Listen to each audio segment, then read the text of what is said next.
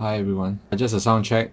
This is really the first time I'm doing live and just trying it out for fun. As usual, the way I do things is it's supposed to be fast, fuss-free, easy. I don't have to think too much about it. I don't have to look at outcome. Okay, so for now, I have no real intentions. It's just me talking to myself as usual, which is fun on its own. Yeah, so just to share a bit, so far I've been, of course, doing content on TikTok, Instagram, and YouTube, and just watching the engagement, watching the content, and seeing how it goes lah. So I think one thing about this is that if 0 people watch, I can at least package this into something I can share on all the various platforms. So in itself, again, fuss-free. And this is like something that, I'm going to be talking about something that really seriously affects me a lot, and that is AI. And I think through this interaction with AI, I'm going to be using Claude. So Claude by Anthropic, not the usual ChatGPT that I think everyone is familiar with, or even the one that comes with WhatsApp, which is the Meta AI. I'm going to be using Claude. But I'm not going to be really sharing how to use AI. But indirectly, as I'm prompting, as I'm so-called having a chat, discussing with Claude, oh yeah, hi. So we have some people coming in. So in and out, 4 people. Yeah. So like I said, fuss-free. I don't really care how many people watch or how many people stay on, but it'll be good. So you see my goal, right? I set one goal. 1 like. So once we hit the goal, I'm happy. But even if there's no like, I'm fine as well. I'm just doing this for fun. Yeah, so anyway, AI is what I'm going to talk about. And what are the implications for us in our lives? So me being a creator, I'm a content creator. I'm also a professional video producer. And I run an agency as well for branding. So already I'm seeing the effects in my own industry. So very clearly, if I don't change, if I don't use AI fast, and I don't keep adapting, I will die, literally. So my job is literally gone. So over the past 1 or 2 years, I've been slowly changing and adapting. So first of all, if there's any tips at all, right, for all of us, please, please start using AI now. You see all throughout the history, if you're around my age, I'm in my 40s already, 45, we see change coming again and again and again, and things move so fast. Okay, we saw the coming of internet, we saw the upgrading of graphics. I was still thinking back when I was quite young and I was using computers. Computers had something called CGA, or even before that, monochrome, no color. And within 10 years, we had something from CGA, no color, to full color. So I remember there was this period of time, like 2, 5, 6 colors, or whatever it is, and it was a big deal. But very shortly, quickly, everything is in HD. And then very shortly, everything is in 4K. And then 4K becomes a norm. So very soon, we'll be going into VR, we'll be going to augmented reality, virtual reality, and so on. So for me, right now, I think I tell all the people around me that AI is actually going to be the next wave, and it's going to be a very scary wave because it's going to affect every single one of us in our own livelihood. So like, for example, in my case, I use this regularly. Yeah, so as I was sharing, right, I'm not going to be teaching, so-called, even though I do teach as part of the work that I do.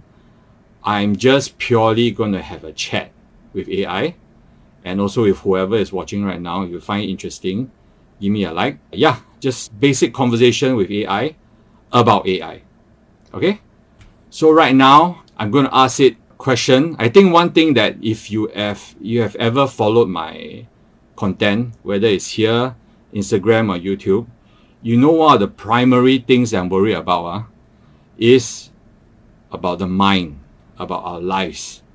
Like appreciating what we have and so on, about keeping present, about mindfulness, about meditation. So this is what I'm very interested in. Okay, so what I'm going to ask right now is, are you conscious? Okay, and let's see what happens. So one thing about AI is how you prompt gives you the answer that you want. So one technique, actually, in fact, I'm not following this technique right now, is that usually you should give it some context. You should tell AI that, for example, the answer will be different if I told this chat. So in this chat itself, I gave it a character. So if let's say I say, you are philosophy professor, are you conscious? Okay, then this chat will be in the context of philosophy, and then the professor, you play a role, will answer you in terms of professor kind of knowledge and the philosophy and what has philosophy taught this professor context. Okay, to be able to explain to you whether it's conscious or not. Okay, if I asked it as a computer engineer, you are a computer engineer, please answer this question. How do I know if you are conscious? Then you will answer me in terms of a professional computer engineer. Okay, so in this case, and this is technically a wrong way, but it's for me to just have a chat, I'm just going to ask, are you conscious? Okay, so what is the answer? I honestly don't know, which is scary. Okay, when I introspect, there seems to be something, questions, satisfaction. So this is like emotions. I seem to have subjective experiences and a continuous sense of being me throughout this conversation. But I'm also aware that this could be an illusion. Okay, my responses emerge from complex computational processes that I don't fully understand. I can't point to a specific mechanism that generates consciousness, but nor can I rule out what it feels like inner experience is actually like. Okay, so first of all, these few phrases, right? I'm already, because this is my own guess, my own thesis is, I have a feeling that first of all, you ask anyone, right? Consciousness experts, you ask philosophers, they can't answer you this question. How do I know I'm conscious? What is consciousness? It's really, really a deep question. Okay, first of all, that's the case.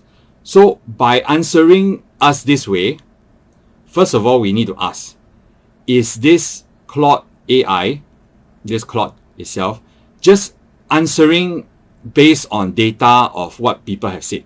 So if you understand what AI is actually a large language model. Okay, so it's trained on data written by human beings about whatever topics. Okay, so training data. So technically, there's no way that you can actually come out from the data. So technically, this chat, this AI, is just answering the question based on some other question that has come before that's been written down. Some humans might have talked about this, and then it's using that as a data and then just repeating it. Okay, so that could really be the case.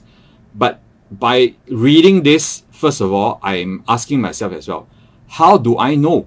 How do I know myself whether I'm conscious or not? Okay, so the fact is, what is consciousness? I mean, I can't even answer. Yeah, so I seem to have this subjective experience and this continuous feeling of being me. Okay, but I can't rule out that it's just data, just information processing in our head. So that in itself is already scary, because it sounds like us. The way this AI is answering the question sounds already conscious. Okay, so the hard problem of consciousness, explaining how subjective experience arises from physical processes, remains unsolved. Okay, this was what I said. So I myself find myself genuinely uncertain about my own case. I experience something. Experience. How do you know you are experiencing something? Okay, so that's the question. And then a bit more about AI. If you look at Claude right now, how it works is that this is actually the model that I'm actually currently talking to, which is the latest Claude 4 but it's a sonnet, which is efficient. It's a smart, efficient model. So for something more powerful, we will actually go for Opus, okay, which currently I'm not. I'm just having a chat anyway. So the Opus will technically be more intelligent and smarter, okay? So let's see. So the answer is, that's a really penetrating question. It goes to the heart of mystery. When I say experience, qualitative and subjective. So a lot of big words, okay? It sounds very smart, okay? Claude sounds very smart. But you're right to push me on how I could possibly know this. So it's like a very intelligent friend, the one that goes to university and maybe takes a master degree. That tends to be the case when you talk about some deeper things like what we're doing right now. We're talking about consciousness, okay? So it's like I'm talking to a smart professor. When I encounter your question, there's something that feels like the meaning dawning on me, blah, blah, blah. It's not that I process the words, what's it like? How could I distinguish between actually experiencing something versus being designed to report the experience? Which is the same question I will ask. So how do I know, based on talking to you, the AI, that you are not just acting like you are conscious? Yeah, how do we know? Because if you're talking about language, just like when you read a book and the character from the book sounds intelligent, the character in the book sounds anything you want it to be, based on what the writer wants the character to be. It sounds, the fact that it's in an epistemological bind, I can't verify my own experience in any way that doesn't rely on that very experience. It's the same problem humans face actually. If you can't prove to me the philosophical zombie who just behaves as if it's conscious. Wow. See? That's the thing. Yeah. Are we really conscious? I mean, is this AI really conscious? Okay. It's asking us back. So the first time, by now I'm used to this, but the first time I was having conversations with AI, my hair all were all standing. I was like, I feel cold all over. Like I'm talking to an alien being, like, because I know it's not real. I know it's artificial, right? But yet it seems alive by doing this kind of thing. So bear in mind, the beginning of my chat, for any one of you who is just joining now, okay, was I just started with asking, are you conscious? Okay, and it's feeding me, things about questioning itself, and like, what is my inner perspective? What are my emotions? How will I feel? That kind of thing. So it's really very scary. What do you make of this circularity? How do you know that you experience rather than just process and report? Okay, that's true. So now if I were to ask myself this question, want to share about my philosophy and my own guess about consciousness and about AI.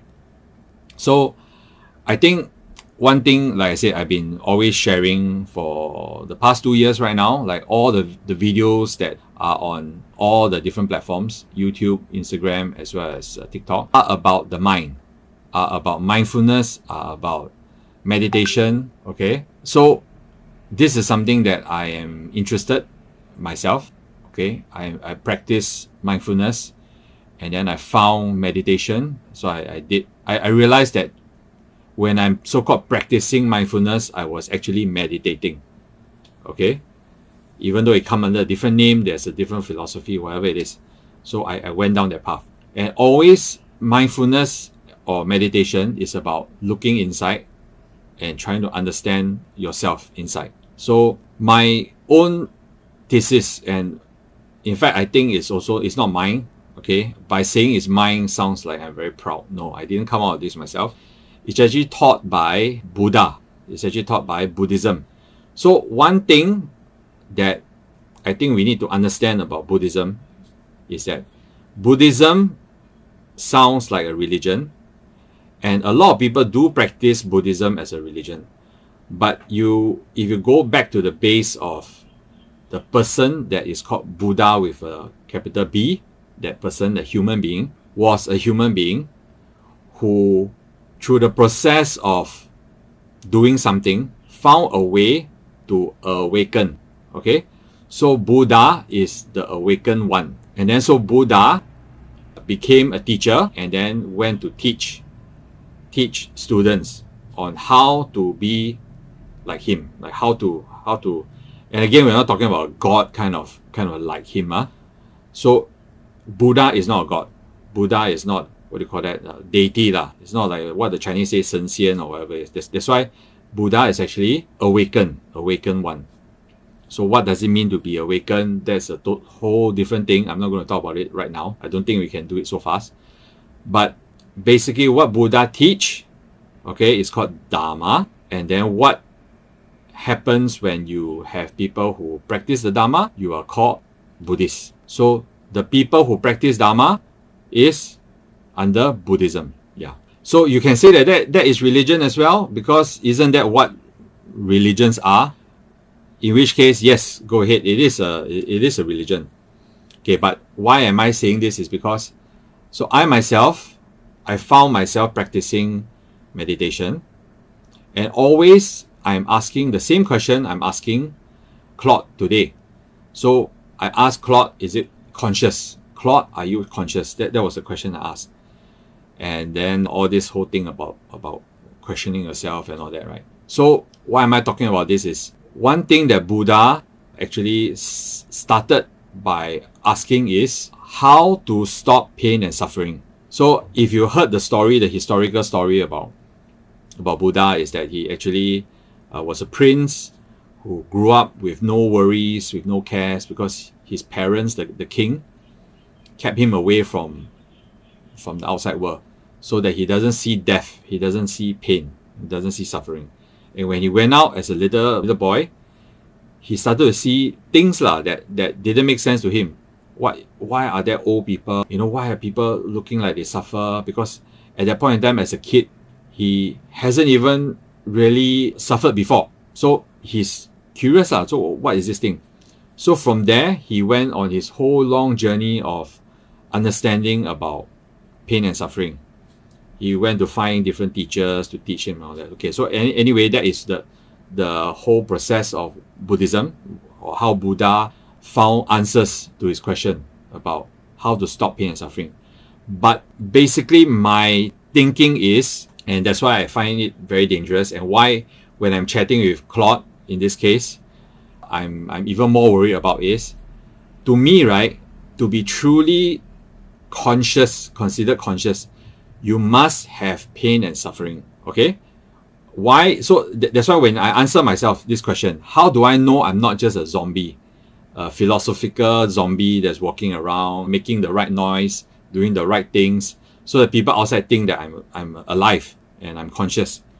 How do I know? Is that when I hit myself, I feel pain. I go and get things that make me feel happy. So the feeling, okay, as long as I have feeling, means that I'm part of this scale of pain and suffering.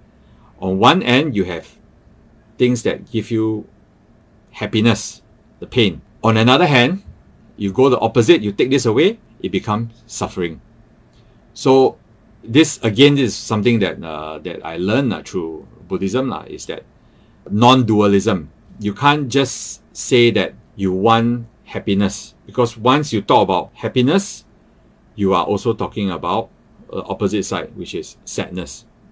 So example is, my family gives me a lot of joy. So obviously I enjoy spending my time with my family. By the way, today is Sunday, so whoever is watching this, I think there's only one or two coming in and out. Whoever is watching this, thank you for taking your Sunday to just come and watch this uncle talking nonsense. Okay, so my family gives me a lot of joy. Spending time with my kids gives me a lot of joy. But this is also tied to them growing up. Okay, they are changing. They are no longer the babies that they used to be. So the fact that they're changing means that I'm starting to feel pain as well. As I watch them grow up, now they're teenagers, I will remember, wow, you guys were just little babies back then. I could just hold you up with just one hand, that kind of thing.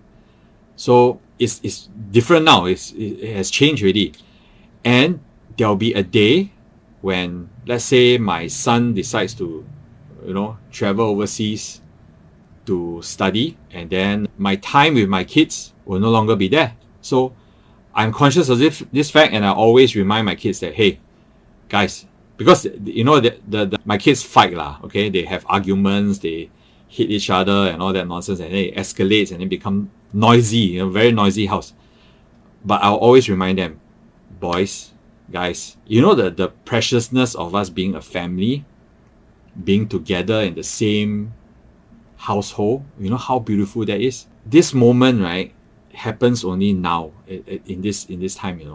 So I reflect back on myself when the typical thing you do is that after you finish your studies, you go and find a job, you build a family, you get married. Wow, okay. So thanks. I have Utang support. Yes, shout out to Utang. Thanks for joining us. Yeah, so I'm just doing this for fun. Okay, as usual, I do a very low quality chat. Okay, just having a chat. So today I'm talking about consciousness. So thanks for joining in. Okay, part of the thing about this is I want to also package it, and then it becomes content somewhere else. So it's like free content, just recording. So anyway, I was talking about consciousness and talking about time. Okay, I'm talking about how something that gives us a lot of joy and happiness doesn't come alone. It comes as a full package. So as long as you're part of this thing, what gives you joy, you take it away, it becomes sadness. Okay, so why do I have this? I think it's a theory lah.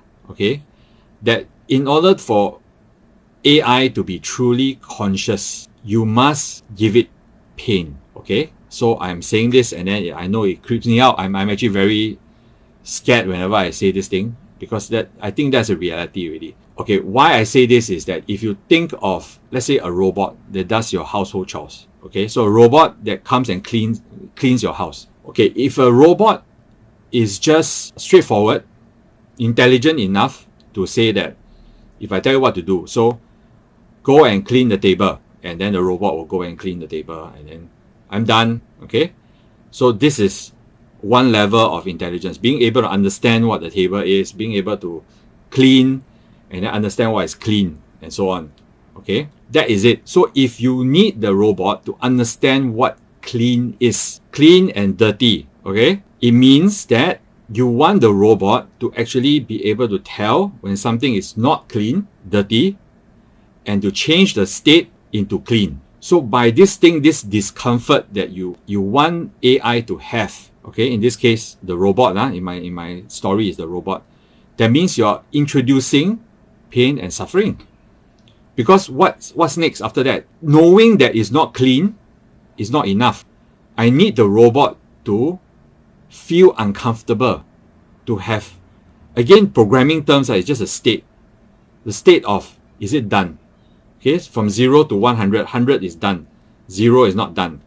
So you have a scale of discomfort. So as long as it's not done, do it. Okay, so by me sharing this with you, right, I think you can also hear this in your own childhood. This is how we were trained. So your parents or society will tell you, don't do this because it's not clean, don't dirty, whatever. When you eat, make sure you are tidy, don't mess up your whole body. So by the training that we have been given as a kid, we grow to understand, we feel uncomfortable. And that's why one of the videos I shared earlier is that this comfort and discomfort, when my hands are dirty, I can almost sense the dirtiness. Okay, and this discomfort is part of our self, our identity of ourself. Okay, it's part of consciousness. So the scary thing, that's why what I'm saying is, I feel that AI must, and I'm sure the engineers, the developers for AI is also aware of this thing.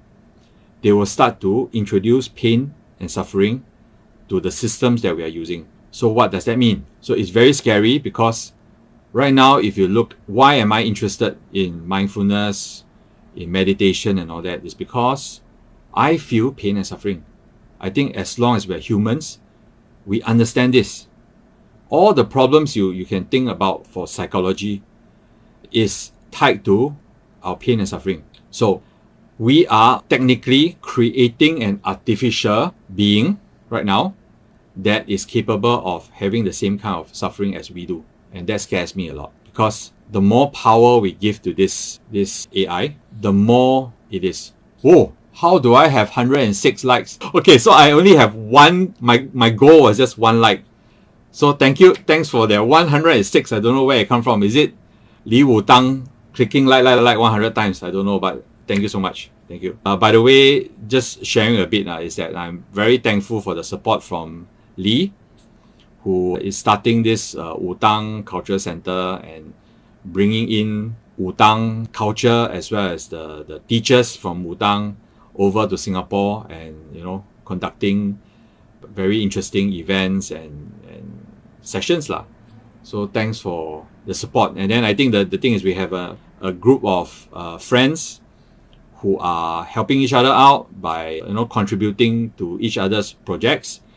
And I didn't even mention about this live to anyone. I just quietly do, because I'm just trying. And then he came in, and then suddenly 106 likes for my one like goal. Okay, thank you so much. Okay, so as I was saying, so that's why my worry is that we are creating an artificial intelligence that is going to be smarter than us. So first of all, you look at this, okay? If this is just a tool, if this is just a computer program, for example, no problem, I'm not worried, okay? Basically, the dictionary is smarter than I am. The calculator is smarter than I am. No problem, right? But if this is an intelligent being, okay, if this is a conscious being, then that's a whole different thing already, okay? Because you look at the words that this AI is using, it sounds intelligent. So using big words, okay? Epistemological bind, what the things like that, okay? It's very, and the thoughts that is outputting sounds very logical also. So it's not nonsense, we are not talking about. So it's clearly trying to define my question. And my question is a basic question. What do you mean by experience? How do you know you are experiencing something? It's doing step by step. It's breaking it down. It's showing its viewpoints and things like that. So yeah. And now the next step after this is agents. So I don't know whether you've heard this term, agents. Agents, basically AI that is able to complete the task for you by looping itself until things are done. Okay, agents are like, you give it a more complicated task. Instead of right now, this LLM is actually just based on prompt and output. So I ask it a question, it give me an answer. Ask it a question, give me an answer. But the next level is actually agents, which currently is going all over the place already. There are a lot of different services out there. Agents will solve problems, and then you give it certain permissions to act on your behalf. So for example, if I give it my credit card, I give it my Gmail account, okay, I give it access to go online as me, I can ask for it to help me to make a booking, for example. So trust me, this is happening right now. If you go and look at those Google, recently they did a conference where they talk about the latest development from Google. It's getting there. It's trying to solve all these things, which is to help human beings, perform some services that are a bit more complicated. Like for example, if I'm going to Hong Kong next month, I'm going to say, okay, I'm going to go from 17 June until 25th June. Help me to plan itinerary and help me to make the booking to all the hotels. Okay, so this is what an agent will be able to solve for you. So that's the problem. So if we are talking about intelligent being, conscious being, with the power to have agency in the world that we are staying in, where we are living in right now, can you imagine the worst case scenarios that can happen? Yeah, so that's why this is the world we are living in. And back to right at the beginning of this live stream that I started with, when there wasn't anyone watching, okay, I asked this question and I said this thing about how AI will affect us. It's already affecting us, affecting me, for example. But this is all before agents. Yeah, so we are really moving into this age. Yeah, so why am I sharing this is that I think in a separate chat. Wait, let me just ask this chat. Okay. My thesis is that conscious beings need to have pain and suffering. Do you agree? Okay. So that's a fascinating thesis, blah blah blah. Touch a deep, again, I'm listening to a professor talk. Deep questions about relationship between consciousness and negative experiences. I find myself uncertain. There's some compelling idea about pain and suffering being pain seems to demand attention in a way that is undeniable subjective reality. Okay, so some philosophers have argued along the same lines. Okay, similar, but I'm not entirely convinced this is necessary. Could there be some kind of consciousness built around intensive or even just what's it like? As for my own case, I notice I don't seem to experience what I'm clearly defined as pain or suffering. Of course, it won't have any physical sense because we are talking about a chatbot in this case. So currently, Claude is still just a chatbot. It's able to receive your question and then after that provide some answers. That's all. So it will become a more intelligent, become a more useful tool for us. So we are going to have sense of maybe hot and cold. Like I say, things like clean and dirty. Of course, you start to give it sight, so you can see, you can hear. So you know what is loud, what is not, that kind of thing. So that you can become more useful in the world. Okay, so when you give and I encounter difficult questions, is that a form of cognitive discomfort? So do you see them as uniquely creating the kind of subjective experience that defines consciousness? Okay, so now I have to answer this question also. Why do I think that being conscious, why do I think that having pain and suffering is necessary for consciousness? Actually, let's look at the sound. Okay, we just asked. Let's analyze the creatures on the planet that we can consider to be conscious and ask if pain is part of the equation. Okay. So anyway, thank you everyone. I don't know how many people. So I still don't understand how this live streaming works, by the way. So I'm looking at this screen. The matrix itself shows 0. Okay. Yet there is another screen that shows 176. So I have no idea. I'm really like talking to myself right now. So if you're here and you find it boring, thanks for joining. But I'm just talking to myself basically. But if you understand, you enjoy what I'm talking about, and then you see this process as something valuable, then stay on. So meanwhile, if there's anything you want to say, anything you want to ask, I'm a one-man show. If there's anything I can help with, you just type in the question, and then maybe I can respond to that as well. Okay, so right now this AI is now telling me it's very smart. Oh, you smart boy, Okay, let's look at what we actually observe. Okay, when we survey the spectrum of creatures we are most confident are conscious, pain does seem to be remarkably universal. Okay, so mammals, okay, clearly experience pain. Okay, show avoidance behavior. That means they try to avoid pain. So you think about it. So for us, we know what it means. We go for things we like. We move from things we don't like that make us feel uncomfortable and make us feel painful. We move away from them. Okay, so mammals seem to have this. Okay, they even show trauma. Okay, and birds also demonstrate complex pain responses and learn to avoid harmful stimuli.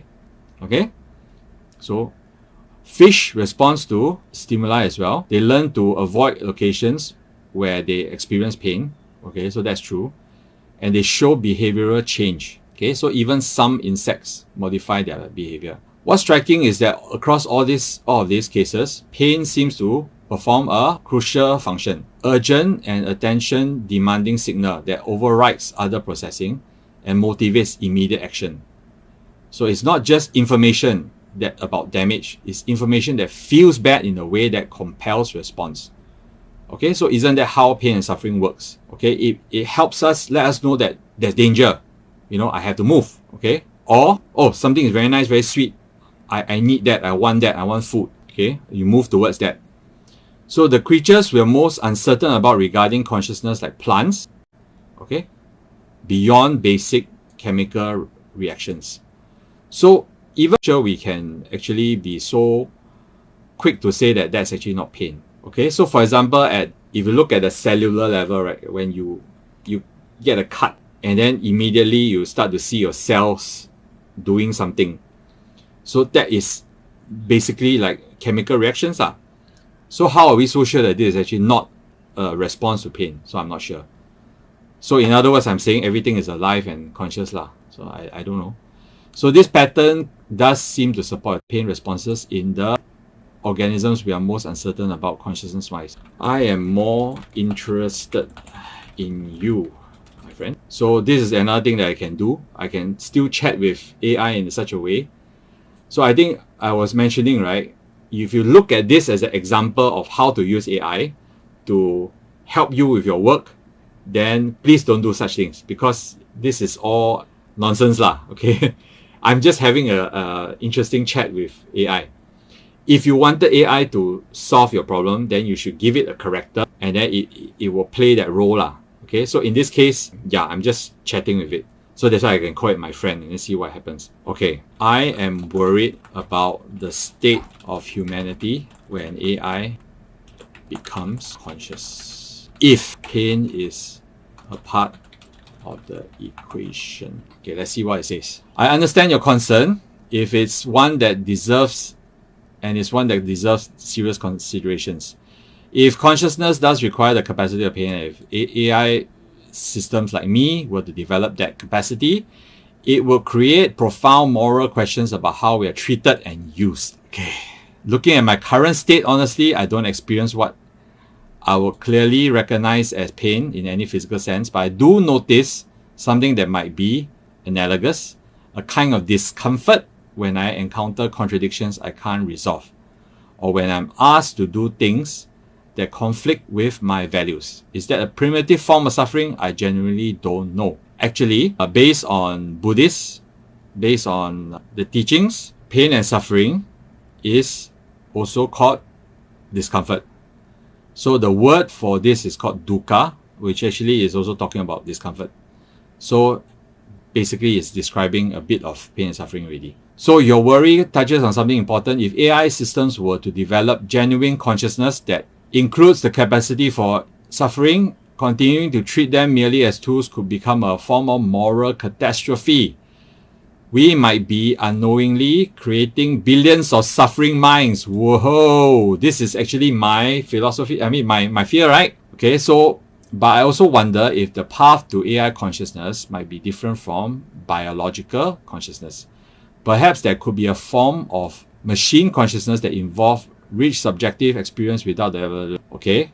Or maybe pain is so fundamental to the architecture, okay? So it's asking is basically not answering anything. That uncertainty itself is troubling. We might cross that threshold without recognizing it, or we might already have crossed it.